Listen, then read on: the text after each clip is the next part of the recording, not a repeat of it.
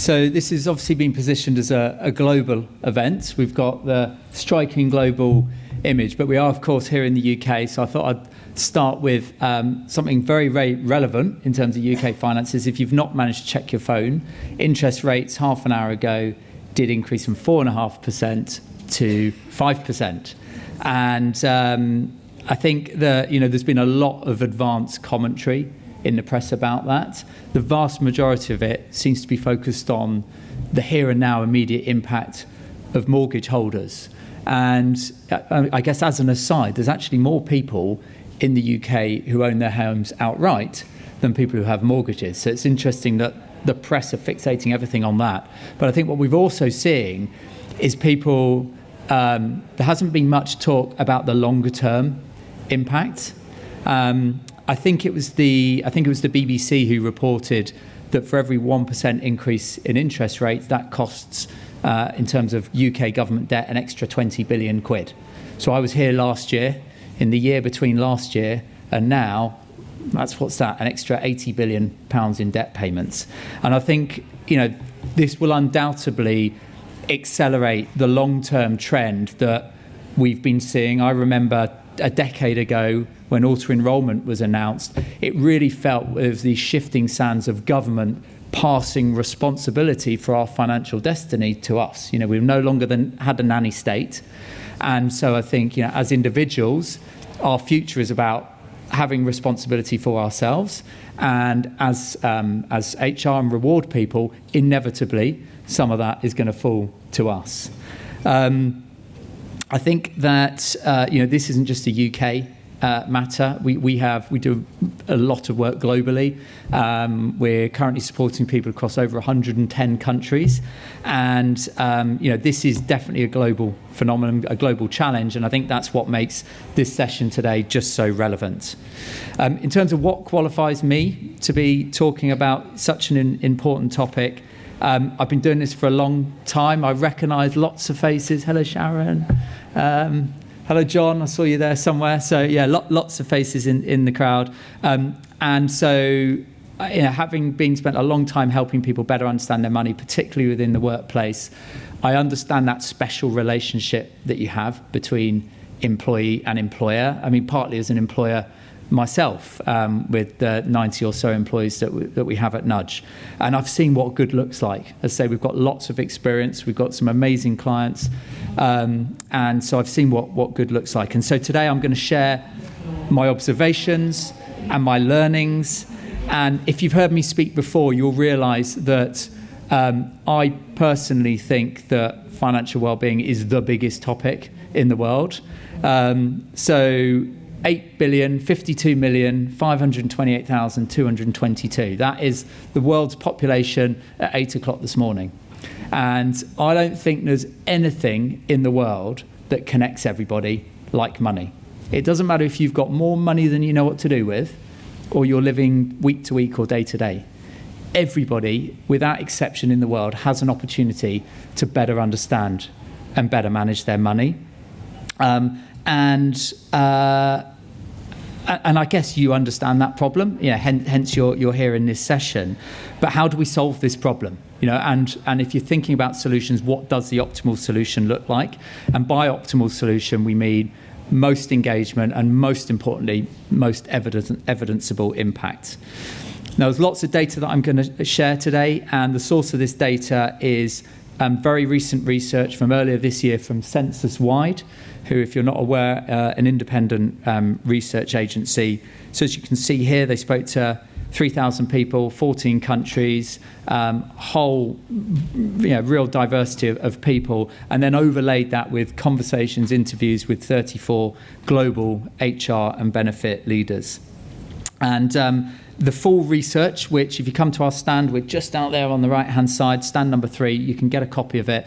The full research, I think, was 5 or 6 chapters, but in terms of today, I'm going to boil it down to two chapters for today's session. Number 1 is just giving you a taster of what the research shows in terms of what employees and employers are telling us in terms of their financial well-being. And then chapter 2 is about overlaying then for those of them that are getting support, what does that support look like and what's been most effective?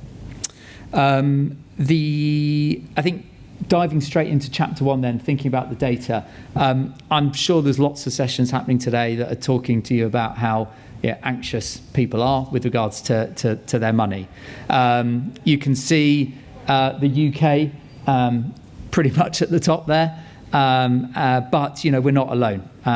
Money, as I said, money connects everybody, and the problems are global. I think that what we're seeing is more and more that anxiousness now feeding through to changing behaviours. And an obvious place, an immediate place to look is savings. And I'm not sure if you guys are seeing that with your own, for example, retirement schemes, or those of you who had workplace savings schemes. But I think it's inevitable that if people's car payments or loan payments or mortgage payments are going to go up, their savings is an obvious place to look. And I'm not sure if anybody saw Newsnight last night. That was very much the kind of theme that was coming out from those interviews there as well. I think that as a result, encouraging there, if we look at the chart on the bottom left here, people want help. I talked earlier about that special relationship between employees and employers. Employees are... a lot of you will remember the Barclays report many years ago about financial well-being being the biggest taboo in the workplace, or latest. It's not anymore. People can't afford to avoid this topic, so people are wanting help. And what the research found, encouragingly, is employers are willing and able to help. What we can see here is 95% of the respondents, which is obviously a huge number, told census-wise that they recognise the business case. So yes, it's the right thing to do because of the opportunity that employers have, but they also recognise the tangible return that can come from that as well. And I guess then linking to the specifics of what we deliver, 82% of them actually see financial education as a foundation of a strategy. Now, I'm conscious that financial education, financial well-being, they sound quite different, but for the avoidance of doubt, often those phrases are used interchangeably, but they're actually very different. For us at Nudge, financial well-being is about the output. It's the impact of what we're doing. Financial well-being is about somebody's relationship with money. As much as we'd love to, we can't top up their pensions, we can't pay off their debts, but what we can do is help people develop a more positive, proactive relationship with money. And what we've learned is that positive relationship with money comes from people having more confidence and having more control. And in turn, that confidence and control comes from people better understanding their money. And that's where financial education comes in. So this was really encouraging for us to see in that research. Census-wide also asked employers their thoughts on the market. So kind of moving towards, we know there's a problem, how do we now start to solve it? Lots of information came out. I think most striking is the top one there, that a lot of organisations reporting that this is bigger than reward. This is, I think, we need other parts of the business to share the load, is one of the key messages that came out here. And I think there's a few parts to that. I think whether it is linking in with retirement or global mobility or DEI or learning and development, we have examples with our clients of them pulling in all sorts of different resources to help them firstly fund these types of programs in the first place, but then also make sure that they're a success as well. People were saying that the market was very crowded, and there was a lot of confusion as to actually how a financial education provider differs from a financial well-being provider. But I think people are becoming a bit clearer in their minds now as to the structure of this market. So recognising there's that financial education as an underpin, and then you've got the various products and solutions that sit on top. So we're going to hear later from Liz, who's doing great work in this space in terms of some of the products that can help people take that learning to then actual action. And then what we also found is, as Census-wide found, was that as people are getting more clarity on the market and they're better understanding the market, they're clearer what they want from providers. People really starting to understand, okay, are our objectives and are we, is there mutual alignment in our motivations of what we want from this program? So that is just the taster of the findings. Thinking to that chapter 2 then in terms of overlaying financial education. What Census-wide did is for all of those employees, based on their responses, were they getting financial education or not? If they were getting financial education, what did that look like? And then starting to see how those behaviours change depending on the people's exposure to the financial education. And to I guess summarise, detailed research, it found 6 characteristics of the financial education programs that received the best output, the most impact. So firstly, and I'll kind of deep dive into a few of these in a moment. So personalisation, pretty obvious really, and there's a direct correlation. The more personalised and relevant you can make support for somebody, the more impact that's going to have.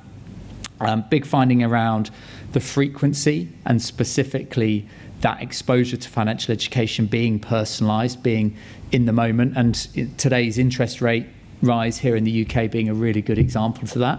That will have different implications to people who've got mortgages to people who are actually sitting on lots of savings. So it's about using that triggered base frequency, integrating it with the wider benefits. The most effective schemes aren't in siloed. They're linked with a wage stream or a pension provider or an EAP or an equity plan. So there's something quite striking there. And then recognising the diversity of the audience as well. So not everybody's the same, and there's some quite strong messaging that came across there that I'll talk about in a moment. What they also found is the most effective schemes have some form of interactivity to translate that kind of knowledge to skills, comes from interacting and getting involved. And then also the most effective programs were highly accessible. And so that's recognising not just that people have different preferences of style, but actually people learn in different ways as well. So whether that is perhaps their physical circumstances, so we do a lot of work with the RNIB to ensure that our service can be read by screen readers, or whether it's perhaps people who've got neurological conditions that mean that they need to engage in these services in different ways. So that's kind of a summary of the 6 characteristics of the most effective programs. Talking about the top 3 here, so personalised, frequent and integrated. So what Census-wide did in terms of the personalised approach is they compared the impact and the behaviours of those who had personalised financial education versus those who didn't. And really encouragingly, and perhaps as you might expect me to say, those people who had financial education that was personalised were more than twice as likely to have reduced their debt and to have increased their savings. And I should say that all of the kind of the raw data that Census-wide captured behind this is all freely available from our website if you needed that next level of detail. When they talked about personalisation here, that included lots of different things. For some clients, or some employees, respondents, it was just making sure it was in local language. For others, it was incorporating their actual salary or their ages, or perhaps their dependent status, or the employee benefits that they're actually engaging with. So personalisation can have lots of different flavours to it. And as an employer, you're in a unique position to lean into this and make the most of it. Not only do you know more about your people than in many cases they know about themselves, but you have that relationship with them, you have that trust with them to actually use that information in an effective way. Second key one around frequency. So I talked earlier about there being a pretty obvious correlation here. As I mentioned, money's dynamic. Things are changing all the time, and what we found is that those people who had the ability to engage with the education as they needed it, rather than a workshop in May and hope you remember that stuff in November, so the more frequent that people were able to use this service, the greater the engagement was. What I would say, though, that there was a quite striking a kind of correlation here, that where that education is frequent, it needs to be relevant. You have a certain number of lives with people, and if you're just peppering them at a time that's relevant to you, they switch off. So there always needs to be that situational bias and that relevance in terms of timing. And that, of course, will differ for different people. My youngest daughter turned 7 not long ago, and that was the trigger for me learning about what the average going rate is for pocket money and how to talk to children about money. So, I would have ignored that a year ago, but because I knew that she just had her birthday, suddenly that has relevance to me. And then thinking around that integrated point. So as I mentioned, the most effective schemes are really integrated with the wider employee benefit programme. Overall, across the world, a annoyingly large proportion of people don't understand their employee benefits, and that's particularly high here in EMEA. Meanwhile, if we looked at why organisations are launching these types of programmes, the focus is predominantly or most commonly on retirement. And you can see here striking difference between the contributions of people who receive financial education versus the contribution of people who don't. And I should say that isn't just EMEA, those stats on the right-hand side, that was globally. I'm very conscious of time. That clock is ticking down, so I might skip over the detail on the next 6. But I think the kind of closing messaging is, if you get this right, the impact is striking. So if you've got 2 groups of people, one group who have that personalised, inclusive, integrated financial education versus those who don't, they're more confident, they're saving more, and they're spending more. Spending less. It's the right behaviour. So and that's consistent across the world, which we see in our client base as well. 3 minutes left. Wanted to leave some room for questions. So, Jake?